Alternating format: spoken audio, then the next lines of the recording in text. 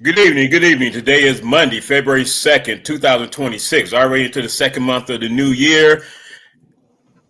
You know, it is February, and I'm not a big Black History Month person because I feel Black History is 365, 24/7. So for those that want to fall in line with the conformity of Black History Month, kudos to you. But for me, it's 365 and 24/7. Today's show is going to be one of an interesting topic, and I got to give kudos to my fellow Detroit Black and White partner, Jim Nardoni, who is a former chief of police in Trenton, Michigan. And this is a question that he posed to the audience on Saturday. Yeah, Saturday. He posted to the audience and to his co-host on Saturday. They didn't really get into the dialogue on it, but I found it to be a very interesting topic and wanted to cover it from a more extensive perspective. And, it's about the 47th administration. How did we end up with a second term of Donald Trump? And I asked that question in all seriousness because between 11/3/20 and 11/5/24, there were approximately 1,461 days that had elapsed. And what did the people do? I mean, other than bitch, moan, and whine, I call it the BMW mentality.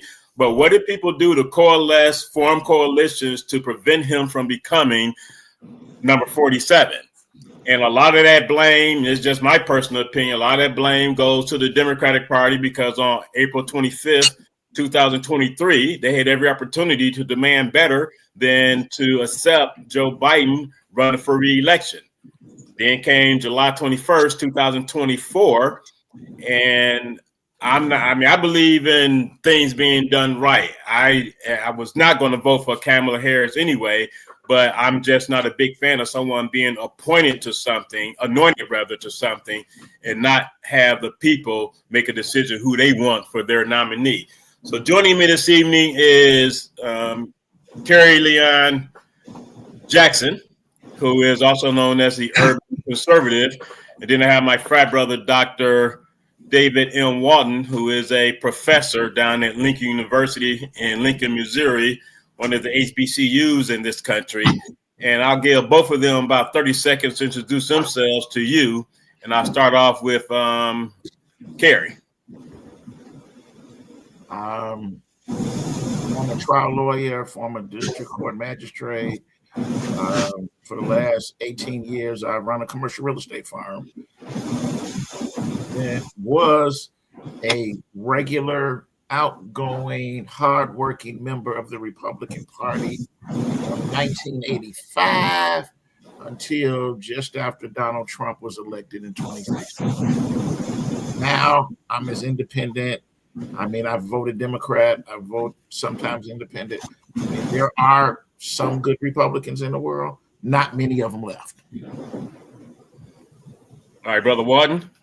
Indeed. As stated by Mr. Brown, I'm an associate professor of history and African American and Africana studies.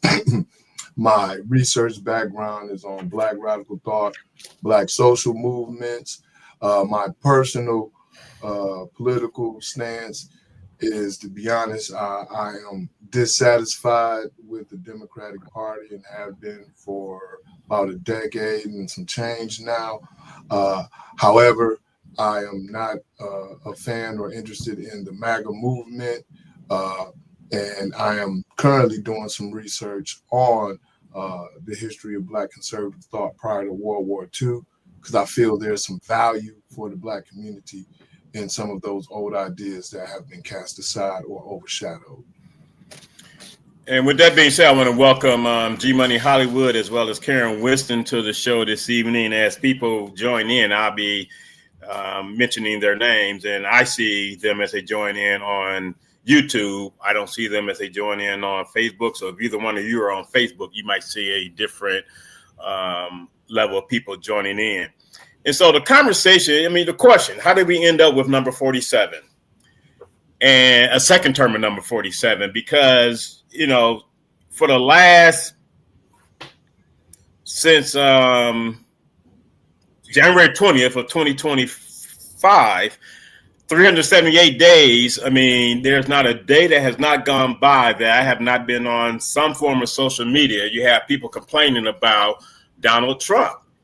And my question, in addition to the question that I posed for this evening, where was the same energy prior to Election Day on November 5th, 2024? And that's a very relevant question, in my opinion, because things could have been done.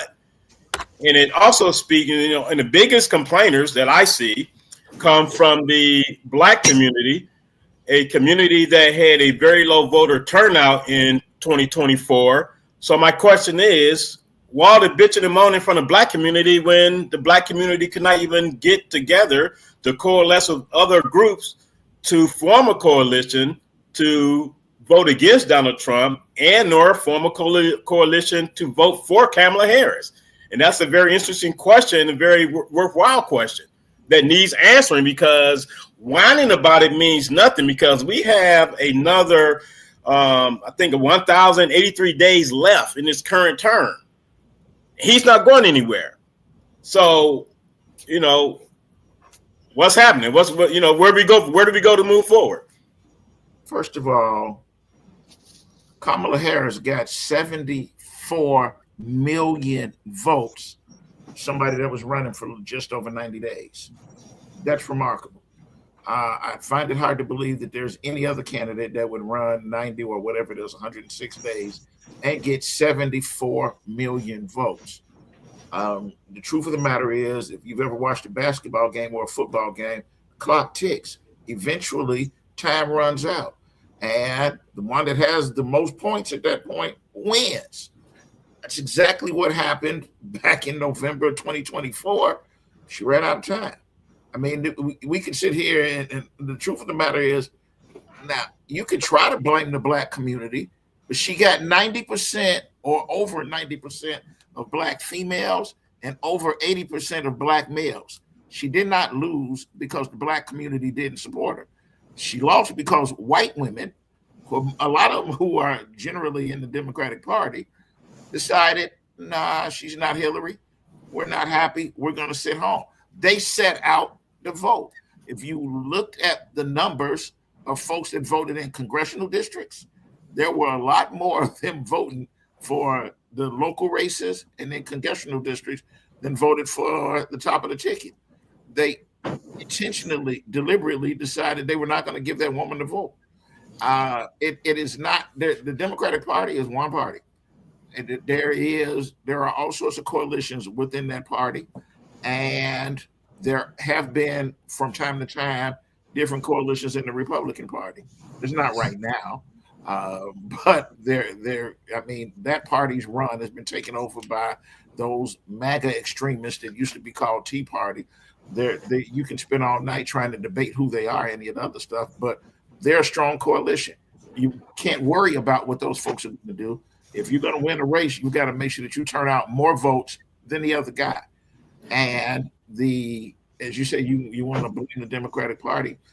I left the Democratic Party in 1985. I started thinking of leaving them in 1983. That party hasn't changed any.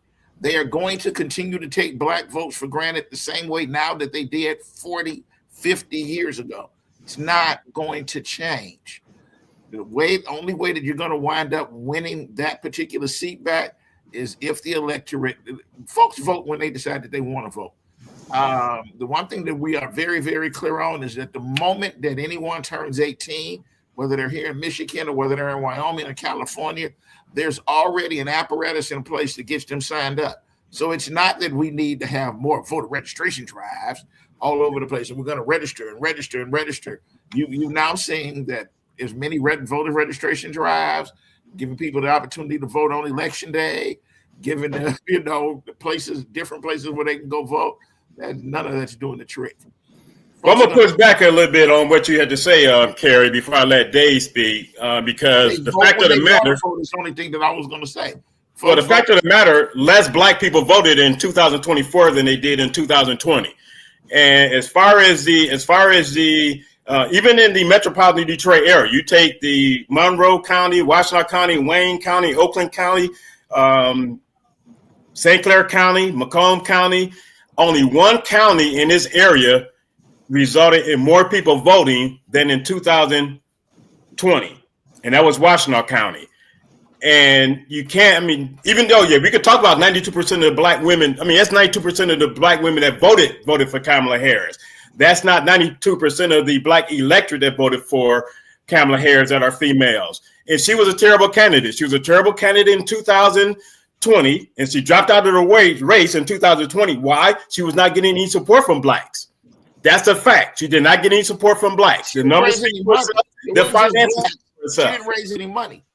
So again, tell the truth. She didn't raise any money. It was not just. She did not raise. Carrie, let's be very clear. She did not raise any money from who? Blacks, white, Chinese. It doesn't matter. She was not getting any money. She did not have the apparatus. She didn't have the infrastructure to raise money early enough. She wasn't organized enough. And she wasn't organized this time. And then she put her foot in her mouth. She put her foot in her mouth with the book she wrote called 107 Days. She ruined her political career. Anybody thinking that she's going to run in 2028, they fooling themselves. She will not win in 2028 either. She'd be a 3-time loser. So my advice to her, if I was a political consultant, I reach out to her, I would tell her to sit her ass down and go become president of Howard University or some other place. She would not be a formidable candidate in 2028 either. Brother, the black community. It is not the black community's fault that the other side was more. I'll shut up. Go ahead, David. Oh, no worries. I first want to say, and you alluded to some of the data I wanted to bring up. I first want to say that when we're talking about voting, we have to do the percentages of eligible voters and those who cast a vote. And we've had low voter turnout across all demographics. Except in this election, the young people, college age, came out in record numbers, and they voted for Trump overwhelmingly. They didn't vote for the Democrats. Of all colors. Indeed, across the demographics. I will want to add, though, of the eligible, in the 2024 election, of the eligible black voters, men and female, it comes out to about 1/3 of eligible voters didn't vote in the presidential election. They may have voted down ticket or they didn't. Now, the problem in recent history, I believe, starts in the 2016 presidential election with Hillary Clinton and her disrespect of black grassroots organizations. And we saw it in Detroit. She wouldn't even meet with them. And black people complained. Black people had a fit, but black people didn't do any grassroots organizing, right? We had those who say, hey, vote third party, the Green Party or whatever. And people say, well, voting third party won't work. The reason why it won't work is because we're not taking the lessons from our past and our history and doing that grassroots organizing for a third party. It starts local. Third party starts local, and then it goes regional. And that's how you build the momentum. Local grassroots black social movements were hijacked by the Democratic Party. President Barack Hussein Obama Jr. did a great job of hijacking that movement. And we're talking for his re-election campaign. And then it got gobbled up into the Democratic apparatus, and it became basically bland, white, upper class, liberal objectives that does not reflect the many black communities.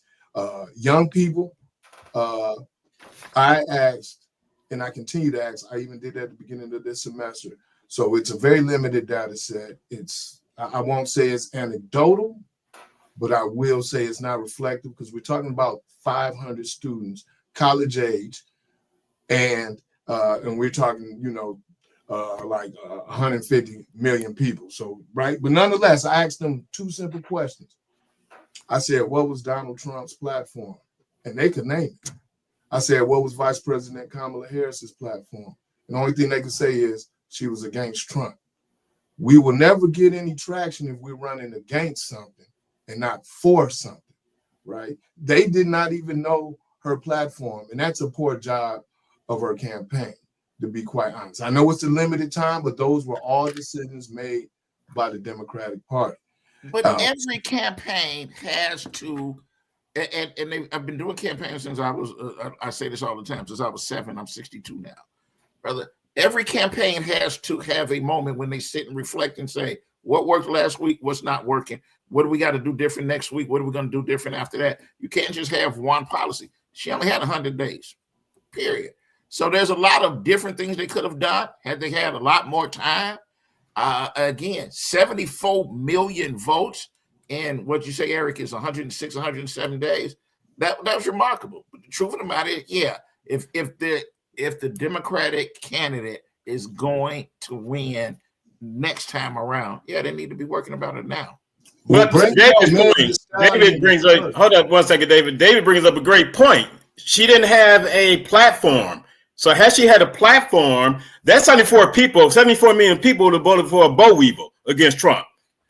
Eric, if you sit in the office one day, everybody knows Biden messed up on the thing. He picks up the phone, he calls you and says, and I can't do it. Everybody is stabbing me in the back. I'm jumping out the race. Tell you what, I'm going to put my support behind you. What would you do? Would you be like, no, I ain't doing it. I ain't got enough time. Or would you say, I'm going to run and I'm going to run the best I can? Well, first of all, hubris is why she decided to run. Answer the question. What would you do?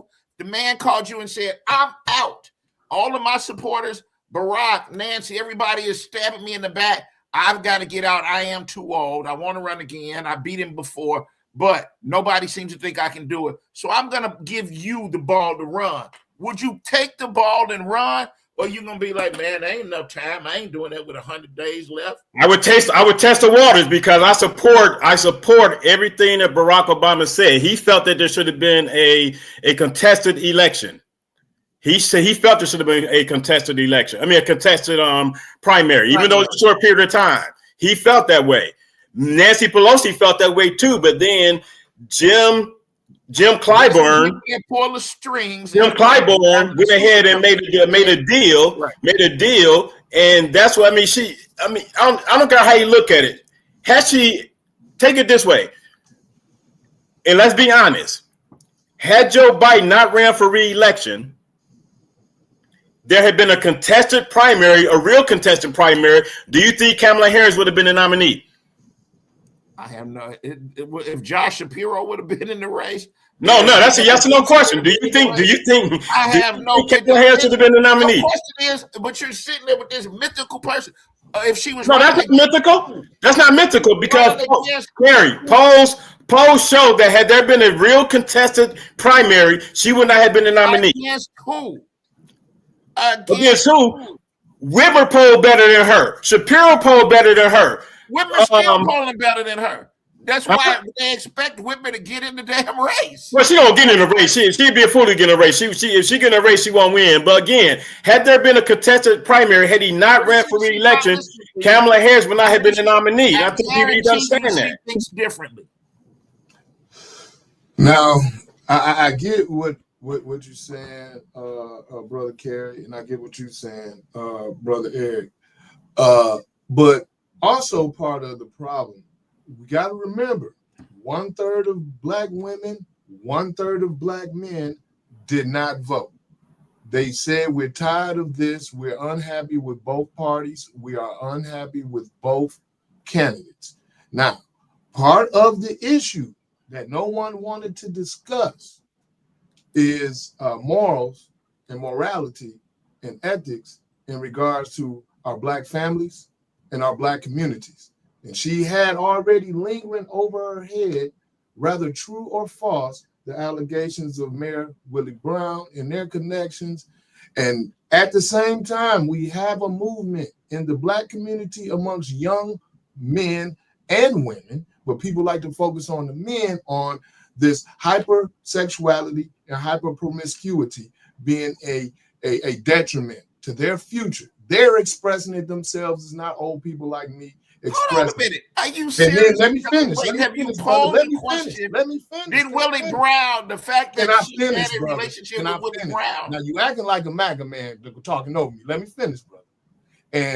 And then she brings out Meg Thee Stallion twerking on stage in Atlanta, Georgia. That turned off so many people. It's like, this is what we're talking about. And then what did they do? They used that and made all these memes and all these things bringing that back up. That's just like poor calculation. That's poor strategy. Myself, in my past, I had a problem with alcohol, right? If I'm running for election and I say we're going to meet up at the bar and I'm drinking beer, that's a poor calculation. Even if I'm no longer dealing with alcohol issues, I know I'm giving them the evidence to run that narrative against me. But they weren't running for anything, they were running against. So because they were talking about women's sexual reproduction rights and women's rights, they thought having the rapper Megan Thee Stallion come out there and rap. She didn't do like Beyonce did. Beyonce, when she came out for Barack Hussein Obama Jr., she was in an elegant dress. It was a classic, elegant. It actually represented the true morals and values of the African American community, unlike Meg Thee Stallion. It's these poor strategic calculations that hurt her.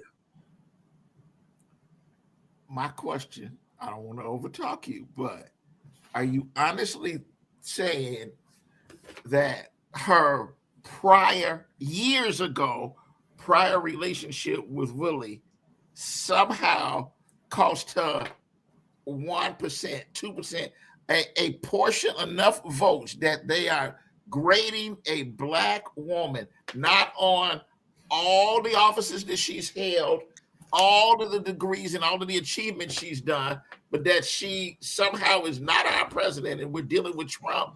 I'm not saying that. I voted had for a relationship with Willie.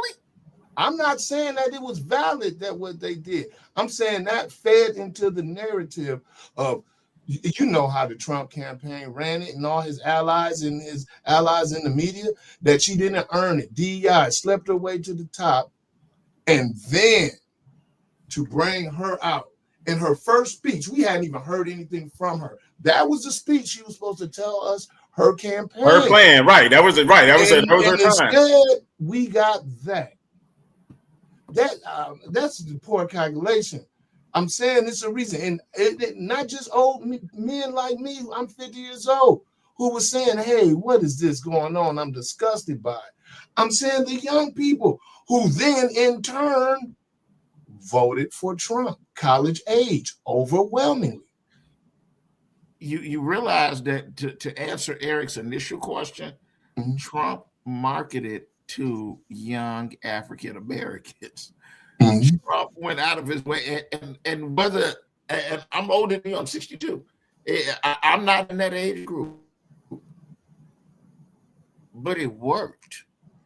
Everybody that I know that worked on that campaign, but they've got receipts to show how many African Americans showed up, a large portion number of young African Americans who showed up when they went to Harlem.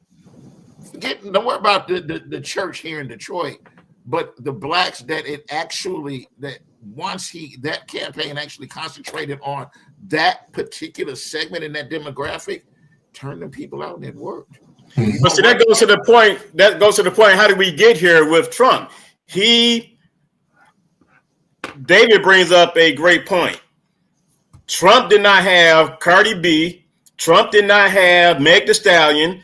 Trump did not have. He had whatever the other Kanye's ex-girlfriend. Don't forget that one. They were not out there in the same fashion of what was representative of the black community with the twerking and all that. What prohibitive value did Meg Thee Stallion provide to a campaign? People, here you go, Sherry. Let me finish. People got mad in Houston. People got mad in Houston because they actually thought that they were coming to get a performance from Beyonce. They did not get that, and they left that rally. So you presented a false premise on who was representing you and why they were representing you. But at the end of the day, people want to talk about her degrees. Her degrees does not mean anything. People was also using an argument about her being better qualified. What makes her better qualified to someone that had the position, and like him or not, he did some good things during his first term. So how was she better qualified when she failed as the border czar? The only job she had is vice president. The only commitment that Biden gave her was the border czar. She failed at that. How does she? Yeah, they go run on the campaign of transgenderism. They run on the campaign of transgenderism. That hurt them as well. Understand, there was a deal in place, a bipartisan deal between the Democrats and the Republicans. The border problem that our country has had, there's no brand new border. Mexico, there's no brand new. It goes back to the border is not far from new. There was a deal in place, but simply because Trump and his supporters had already put so much money into, because you understand, we had not had any of this, millions of people walking this way and any of that. You understand that they paid alien smugglers to bring people up here. They deliberately they put their money behind creating an issue and said, look, there's all of these people, they're coming here. They've never come before, and the only person that can solve this is me, period. They created it and said he was the only one that could solve it, and millions of people fell for that crap. I can see that. He gets elected, he stops paying the alien smugglers, and then everybody's like, oh my God, look at this. There's no more aliens. So that goes to the point. That goes to the point of all the bitching, whining, and moaning that's taking place when you knew he telegraphed everything he was going to do. Project 2025, the immigrants. So what was it about people not being able to come together to galvanize to offset that? That's the problem that I have with people complaining. He ran a campaign. He gave people something to fear and said, I'm going to solve it. He actually turned out his vote. He ran. If somebody on the Democratic side had actually done that, there'd be a different candidate. Well, Kamala Harris tried to do that. She tried to run on fear. That's why Meg Thee Stallion was out there twerking. She tried to run on fear. Women's reproductive rights and the invasion of all. She tried. It didn't work. She couldn't turn it out. What she didn't do, though, she didn't run on her record of when she was Attorney General of California. She didn't run on her record when she was a senator from California. So a lot of misinformation, because she didn't run for it, she just ran against. A lot of misinformation about her record was able to harm her. It was a false narrative that she was locking up parents and all these different things. She never talked about the programs that she created to reduce recidivism in California as Attorney General. Addressing the reason why Kim Kardashian was there, because Kim Kardashian has some high-profile traction of some criminal justice system reform, and Trump used that to his side. Kamala Harris did not run on her record as Attorney General, nor as the District Attorney of San Francisco, nor as the Senator from California. She just ran on, I'm not Trump. Trump is evil, and he's trying to take away our pussy rights. And I'm going to bring her out here with her wet-ass pussy. And then, G Money Hollywood brings up a great point. He says she should have been clear about her objective. She is not presidential material, and the Democrats will lose in 2028 as well because there is no strong presidential figure in their lineup. I agree with G Money Hollywood. He's a regular viewer to the program. And as of right now, sadly, if the election was to be held this November, regardless of what's all going on with the situation with ICE in Minneapolis, even though that's not even our fight, the Democrats would still lose if the presidential election was to be held this November, 2026. We need a white man to run, an old white man to run from the Democratic Party. I don't know about so you think Gavin Newsom old enough for you? He might be handsome enough. He might be a JFK. I don't know that it's got to be an old white man. Gavin problem, Kerry. I agree that it's going to have to be a white man.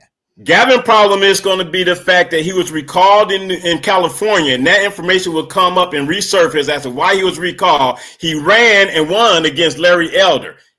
Larry Elder was not going to beat him. So the questions that's going to be asked in 2028, if Gavin Newsom is the nominee, why was he recalled in one of the most liberal states in the country? Now all of a sudden, y'all want him to be our president. Gavin Newsom will not be J.D. Vance. I'm sorry. You actually think J.D. Vance has a following?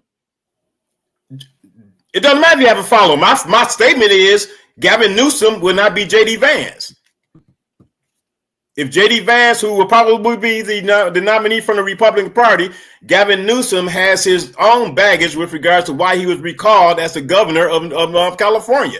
He's a nice guy now because he's a flavor of the month now because he's attacking Donald Trump. Marco Rubio. Are we saying that Marco, the guy that we bet with over in West Detroit, are you saying that Marco's out the race?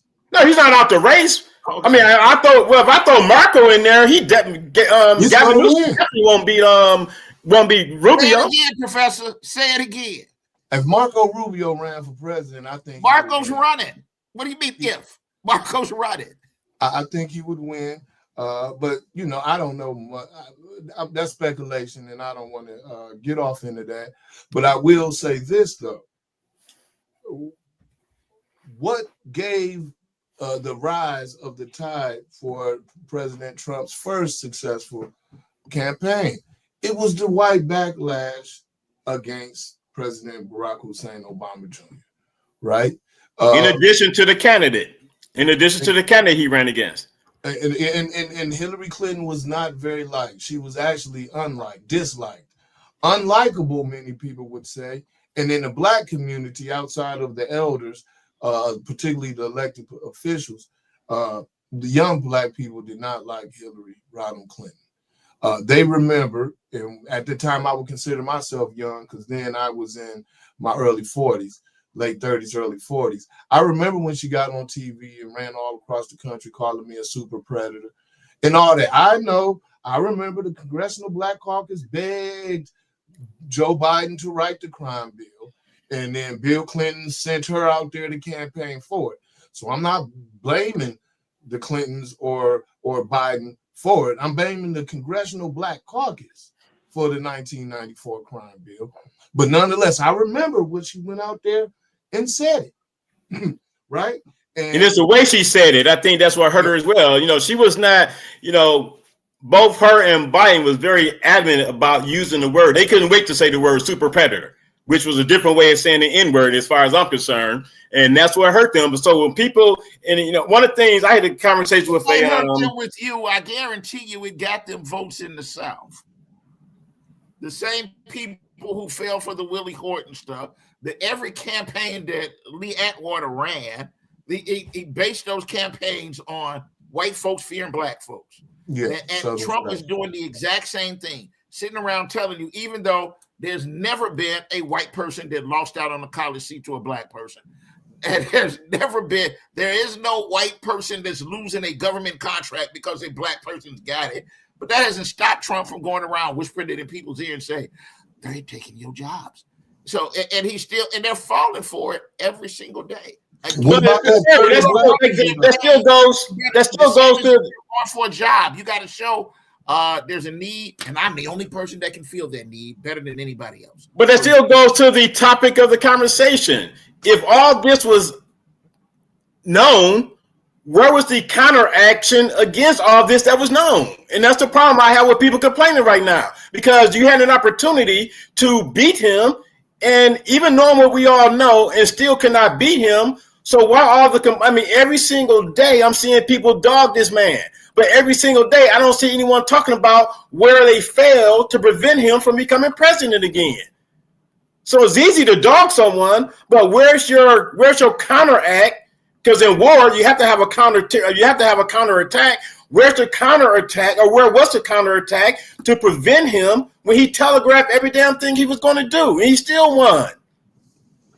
The Democrats didn't think they had to because they had our votes in the bag. Brother Kerry conceded that. That's why he left the Democratic Party in the early 80s under the Reagan era. I understand that completely. And that's my point. I'm saying 1/3 of Black people, male or female, eligible voters did not come out to vote. They said both candidates, both parties are trash. Right. My best interest, my community's best interest. They're seeing the Democrats from their perspective. I'm not saying it's my perspective or true or not. They're campaigning on things that are directly harmful to our Black families on our day-to-day life. This abstract stuff that Donald Trump is talking about, right? But they weren't interested in that. But you had some Blacks interested in it because they like, there's things happening in my community, and he's speaking to addressing them, and the Democrats are not speaking to it. I'm going to challenge you. Go back and name me one speech that Kamala Harris said the word poor or working. Middle class, middle class, middle class, middle class, middle class, poor or working. So tell me this.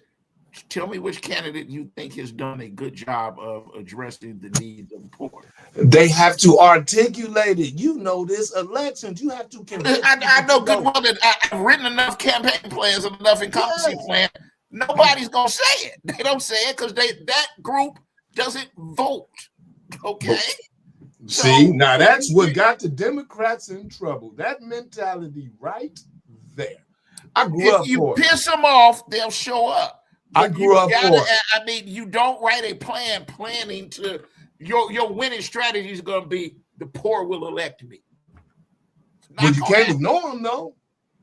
You can't ignore them. But you want my challenge to you is you said she didn't say it when all that she's doing is listening to the people that were in the room with her. A real leader doesn't do that. A real leader says, this is what I'm doing, and I'm going to do it. You know, I got a plan, and I'm running with it. So she wasn't a real leader. Eric, she was not enough of a leader, but the truth of the matter, and didn't take the time to sit back and reflect and say, all right, how do we course correct? What do we do to wind up winning? They ran out of time. But you keep saying they ran out of time. She wasn't going to win, Kerry. It could have been a full 6-month campaign. She was not going to win. And the problem with politicians, R, D, Q, S, Z, no matter. They continuously tell people what they want to hear instead of telling people what they need to hear. Once you find a candidate that's willing to tell people what they want to hear, then either people will get on board or people will get mad at them. I tell people all the time, once you move to Detroit, run for office. Hold up, Karen. I tell people all the time. But what you just said is that they're telling people what they want to hear, not what they need to hear. Right. That's why. Hold up, Karen. That's my point. A grown person and said, I know better than you, and I'm telling you what you need to hear. And that's the problem with politicians. People to ask me all the time, you need to move back to Detroit and run for office. I say I'm not electable in Detroit. Because the minute you tell people what they need to hear, they get mad at you. They want to call you a sellout. They want to call you a coon, like this stupid post from earlier today, even though you're telling them what they need to hear. That is the problem. Look at Detroit just had a mayoral election, Kerry. 2 black candidates to replace a white person. 2 black candidates to replace a white person. The primary election resulted in 19% turnout. The general election resulted in a 22% turnout. You had a 3% increase from primary to general. Why is that? The electorate didn't give a damn about either candidate, and somebody had to win. That's why when people talk about this upcoming gubernatorial election, I said it yesterday. I was at an event. All the winning candidate needs is 34% of the vote. He or she just need to impress 34% of the Michigan electorate, and that's who will be your next governor in the state of Michigan. Eric. Barack Hussein Obama Jr. Hold on, wait 1 second, Professor. Barack told us in some aspects, what we needed to hear, not what we wanted to hear. Now, when he got in office, he did some other stuff. That's a whole nother story. But Barack did tell us what we needed. He told black men, you got to step up. Got to be better in the families. He said the poor. He talked. But look at Dave. Look at the Pittsburgh speech in 2008 when he gave that speech. When he gave that speech at Morehouse College to the graduating seniors, he got crucified for telling Negroes what they needed to hear, and that's our problem. We don't want to hear what we need to hear, but we love what people want to tell us what they want us to hear. Barack Obama got crucified in that Pittsburgh speech. He got crucified in that Morehouse graduation speech, all because he said what needed to be said. But the poor black men. The truth of the matter is, Bill Cosby said the same thing in the pound cake speech. Right? Yeah, Bill Cosby, another person. But Bill Cosby not a politician, so to convince people to move and to listen to you when you're acting like the ultimate parent, when you're telling grown people. You don't know what you're doing. We love Malcolm X. I'm smarter than you are, and so I'm gonna tell you what you need to do. But they listen to bullshit. I mean, that don't even make sense. Kerry, they listen to bullshit though. So it amazes me how someone could come across as a parent, and just because somebody is grown by age, the mental capacity, a lot of these Negroes are not being grown. And that's a fact. Donald Trump said poor and working. He said it, yeah, and he's in the last couple of weeks he's learned to say the word affordability. He don't need it. He don't care. I can see. I don't like Donald Trump. He's despicable. And let me give a shout out to some of these, some of our viewers. Mr. 1213, thanks for joining us. Dwayla Boys, thanks for joining us this evening, joining me and my guest. You've already heard from G Money Hollywood, Karen Winston, Jill Sheridan, and again, I'm not seeing who's on Facebook. Mackie Samuel 9954. And let me see what I'm not sure if it's a male or female, but they had to say, how can it be that Detroit is over 70% black, but Detroit does not have a black congressional representative? Boom, good point. Detroit is represented by Sri Anadar and Rashida Tlaib in the U.S. House of Representatives. Corruption. Let me tell you, I'm going to answer that. Well, I can answer the part about Sri Anadar. When you have 50 people running for a position and they're going to split the vote, the person that is able to spend a lot of money, which Cherie did, is going to win that seat, the primary seat. So once you win the primary, it's smooth sailing to the general. When he first ran for U.S. representative, there were people, black people, that purposely got in a race or were paid to get in a race to upset the apple cart at the expense of being in a race to grease their own pockets. So oftentimes when we complain as a people, the first thing we need to do is look in the mirror and place the blame of who you're looking at in the mirror, because no one held those accountable, even though it was widely known that a lot of people, black people, got in a race to purposely split the vote just because they may not like another black person. Again, unity in the black community is a misnomer and a fallacy that would never happen. And then the corruption. Too much. Corruption. In that seat. I hate to say it because one of them was one of my frat brothers, may he rest in peace. Corruption is part of it as well. And I mean, you got a situation right now with a 36th district court judge that was just indicted when people knew when she was running that there was some BS in the game, and they still supported her in 2024. It was common knowledge. People knew. And then if the Detroit City Council during that same era into the transition, talking about how we lost it, man, part of it is corruption and voter apathy as a result of that corruption. I don't have the data off the top of my head, but I wonder how low the voter turnout across all types of elections in Detroit, congressional, state senate, local, mayoral, all that. I give you the last four general elections. In 2022, only 34% of Detroiters came out to vote for the governor's race, the general election. In 2024, the presidential election, 47% turned out.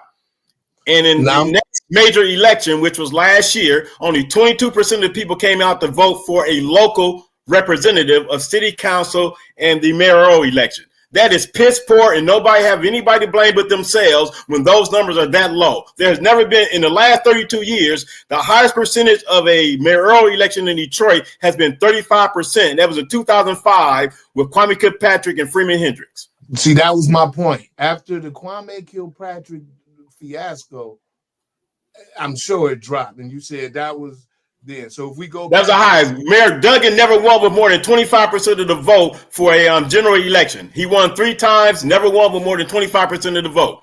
So apathy is the reason why. You hit the nail on the head, Brother Walton. Apathy is a result of corruption. I don't know if it's corruption.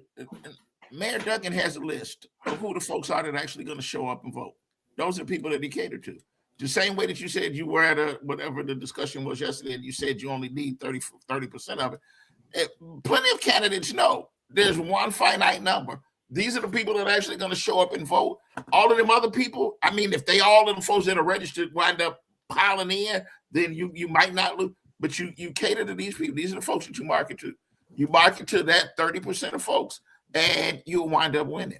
And the other thing, people turn those folks out. You market to them, and you make sure that and that's, by the way, way back as far as when I was a little kid and Mayor Daley turned out, he knew exactly, he had a list. These are the people, each one of y'all in that part of town, it's your responsibility to get them people out to vote. And I don't care if you got to check them at 7 o'clock, at noon, 2 o'clock, or whatever. these are the people that you're responsible for getting their butts over there to the poll, because those are the folks I can count on. Yes, And a corrupt daily machine. Kennedy went to town to see him all the time because he knew that. The same thing worked in New York with LaGuardia and all of them. You got to know who all of this, millions of other people that are registered. So what? They ain't not going to vote. If you're going to win, these are the people that you got to concentrate on. But and even in 2024, David and Carrie, in 2024, and the media swept this up under the rug. Elissa Slotkin, to your point, Carrie, Elissa Slotkin stated the reason why she did not appear with Kamala Harris, even though everybody dogged Rashida Tlaib for making it very vocal about not supporting Kamala Harris, Elissa Slotkin said that she understood what her internal numbers were showing her, and she knew that Kamala was not going to win Michigan. That's why she was not seen with her on the campaign trail. So she told the truth, but they swept up under the rug because they didn't want to upset the apple cart with the black electorate. Because they say we're gonna get this white woman in as senator, but we're not going to tie her and she to barely won, but she won. She won. And the other one lost. So that's what I said. And her internal numbers, she paid attention to her internal numbers. And she's like, no, I'm not going to campaign with someone I know that is a loser. You know good well that there's somebody else running for governor right now that's paying attention to his internal numbers. Oh, without a doubt. And not just that, he's saying the right things. Just like today, he said in the interview, today or yesterday, he said in an interview that the Democratic priorities problem, and David, you mentioned this already, the Democratic priorities problem is that they're focusing on Donald Trump and not focusing on improving things in America for all people. And that's their problem. That's why a lot of people feel they're going to lose again in 2028. When I talk to the folks up there, because I go up to like tomorrow morning, I've got to go to the up in the thumb again. Those folks up there didn't know who he was. They just thought that he was a Detroiter a year and a half ago. And now they are all winding up going over to that side. They are going to wind up voting for an independent. And that's going to set the stage. If Michigan turns out an independent candidate as the next governor, that's also going to set the stage for 2028. And it's going to be a negative for the Democratic Party. Well, he ain't really. He ain't talking to Democrats outstate. He's talking to people he knows that he need to impress. He's talking to farmers. He's talking to the GOP folks. He is not talking to Democrats. He might talk to Dems over in Grand Rapids, but the majority of the folks that he's talking to right now, and those folks that are excited about believing that he's America's most effective mayor. Right, that's just like people believing that VD doing a good job with DPS. Yeah, indeed. It sounds like to me, Black people, African American communities need grassroots campaigns. Instead of these Negroes going out here being agents of the Democratic Party, they need to go door to door and do some polling. Find out what the Black community actually needs. What are our actual priorities? And then put together a platform and start a grassroots campaign. People say it can't done, but if we look through U.S. history, that's how our major parties that we got now started. The Republican Party, not going door to door, but from small regional independent parties, and they coalesced into the Republican Party.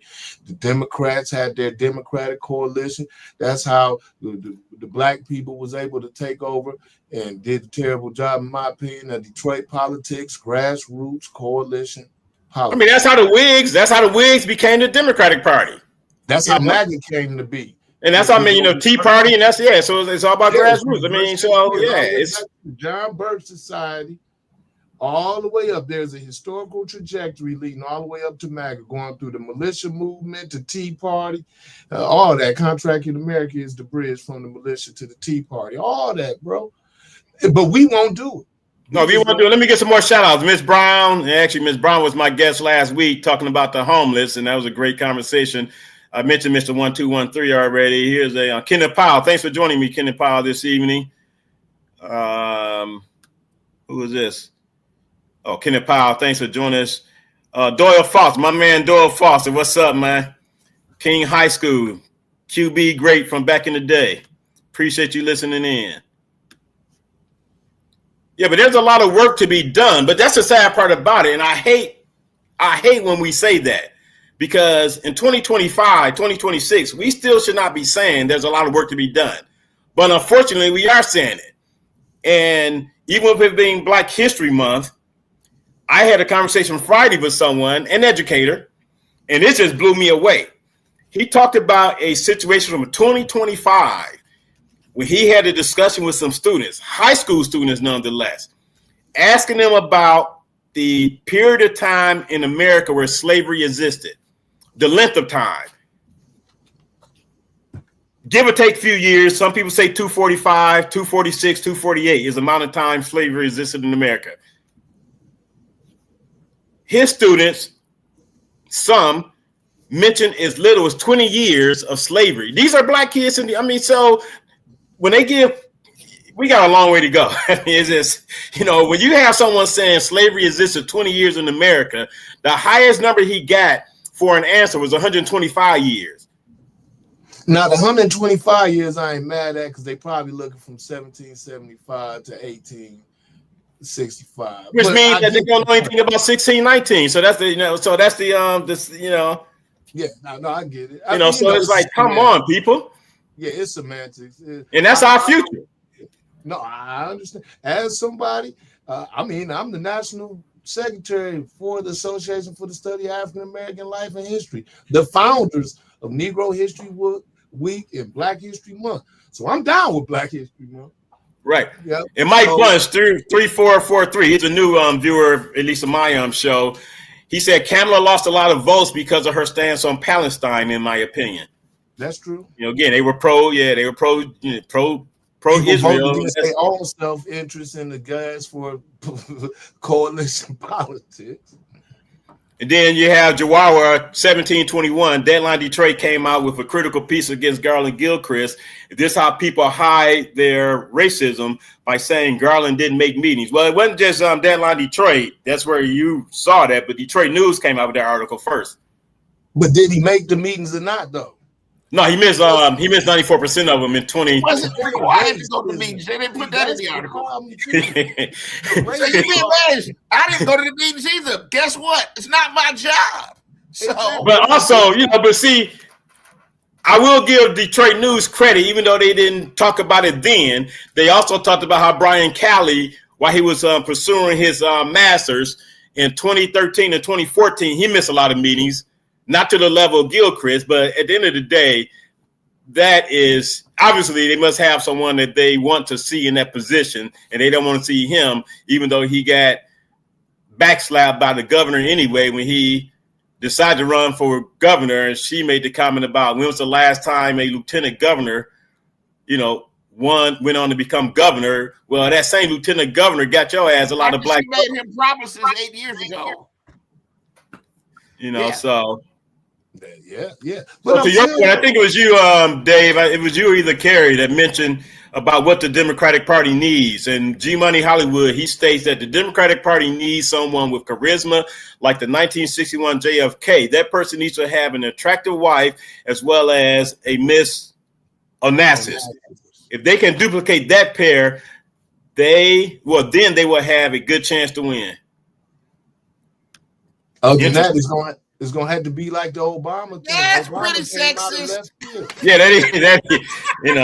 And so you got Karen Winston, like you, Eric. I couldn't vote for Kamala Harris just because she was a black woman, and that's the angle that they played. Remember when which they didn't do in 2020. That's what's interesting to me. They didn't use that same playbook in 2020, and you got to admit that, Kerry. Did they use that same playbook in 2020? She used it to get to be second on the ticket. Indeed. Now, but see, that's part of the problem, because then what they do, they got on TV before the data was even out on these talking head entertainment channels that they call news channels, right? Before the data even came out, they immediately blamed black men. And when we voted 86% eligible people who casted their vote, black men, for her, but they immediately said it was because of black men, and black men didn't want a black woman as president because of misogyny or with all that, without even having the data. That type of rhetoric is indicative of the type of stuff that has pushed some younger people away from them, and young men in particular. If we look at how it dovetails with what they call now, the red pill and blue pill and all that stuff, and the manosphere and all that. I mean, these things aren't just living in isolation by themselves. They're not just floating unattached. It's social movements, it's human societal movements that's happening that are dovetailing and coalescing. It's not randomly out there like that. And to your point, you were speaking, and Vanessa Moss, who is a lawyer as well, she spoke about how I've been an example of why we do not trust the media. And, and there's many reasons why we do not trust the media. And then D. Hughes spoke about, he's leaving, coming back Wednesday night to the Wednesday edition. And Eric, the professor, was right. And I'm not sure which statement it was, because it's not in, I'm going through the timeline, so I'm not sure which statement Part Orgs is referring to. But before we leave, the Coon comment. Yeah, that's right. Yeah, you read my mind. Damn, Kerry, that's what I was getting to. So before we leave, this was a statement made on Facebook today. Trump woke up to stupidity in a new segment of African-American culture known as New Coons. This is exactly why unity in the Black community will never exist, because I got people that I know that voted Republican, voted for Donald Trump. But people need to understand, a lot of people didn't vote for Donald Trump. They voted Republican. They don't give a damn about who the president is. They vote for their ideology. So when people make these stupid comments referring to Black people, when I could bring up numerous instances of corruption in the Black community when it comes to politics and everything else. So what do you call those individuals that still support? I mean, Kwame Kilpatrick could run for office right now, and I think you would agree with me, Kerry. He could run for office right now, would win, even though he has done what he's alleged to have done. He was convicted. He did it. Yeah. I mean, I'm being politically correct, sir. Realize Marion Barry got his job back, right? Yes. Right. So these type of comments is the type of stuff. So what's you all's comment? What's you all comments on this comment? On this? By the way, the current president, has already been convicted of 34 different felonies. I agree. They vote for who they want to vote for. Indeed. Right. I think. So what's you all's feeling on this incendiary comment and ignorant comment? It's not helpful, and it shows that they're approaching it unsophisticated, and it's like Bloods and Crips or Lakers versus Celtics. It's just who has the jersey, and if you're not on my team, you must be a coon or sellout, because it goes both sides. It goes both ways. You a slave, get off the plantation. If you're not, it goes both ways. I look at it this way. The one of, if not the greatest Black leader and institution builder in the history of the United States of America, Booker T. Washington. People call him a sellout. People call him a coon. They call WEB his biggest rival. They call him a coon as well. Remember? Yes. So it's lazy, it's weak-minded, and it's foolishness. I'm gonna keep it real. It is. And what about you, Kerry? Your comment on this statement? Brother, you remember I've been a very active, outspoken. Oh, that's right. You've been there. You're right. Party for 30 years. I've been called everything that there is. There are folks that still, even though I have publicly over and over again denounced Trump, there are still folks that would be like, "Oh, you a damn Trump supporter?" Yeah. Take 5 minutes to get to know who the heck I am before you open your mouth. And it's a lack of critical thinking, because the minute someone says that they are an independent or they didn't vote for the Democrat, they didn't ask you who you voted for, because I didn't vote for neither one of them.